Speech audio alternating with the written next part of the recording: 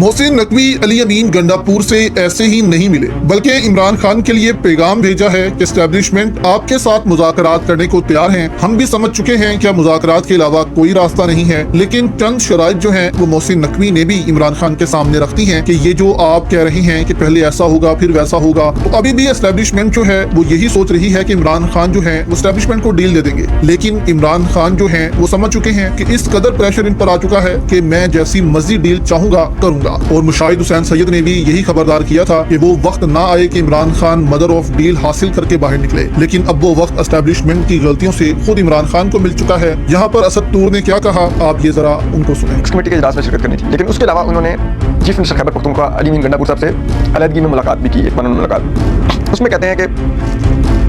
मोहसिन नकवी साहब ने, क्योंकि आपको पता है एस्टेब्लिशमेंट के बहुत करीब हैं, तो उन्होंने चीफ मिनिस्टर अली अमीन गंडापुर साहब को ये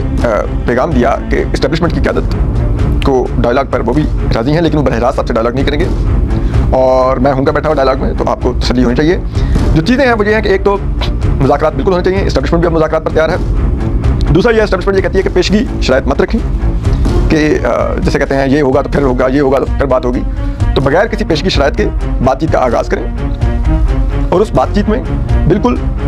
मामलात हल की तरफ जाएंगे। एस्टेब्लिशमेंट जिसे कहते हैं फ्लेक्सिबल है इन मुज़ाकरात के लिए। इमरान खान साहब को के मुकदमात पर भी जिसे कहते हैं मुस्बत सोच रखती है एस्टेब्लिशमेंट, और बाकी मामलात पर भी। लेकिन एक तो डायलॉग का प्रॉपर आगाज़ करें, और दूसरा यह है कि आपको अपनी पार्टी को, इमरान खान साहब को खुसूसन अपनी पार्टी को कन्वे करना होगा कि आप कशीदगी कम करनी है। इमरान खान साहब को अपने बयानात पर, अपनी जो लैंग्वेज है उनकी, खुसूसन एस्टेब्लिशमेंट की क़यादत के बारे में, उस पर ज़रा गौर करना होगा। और तीसरा जो होगा कि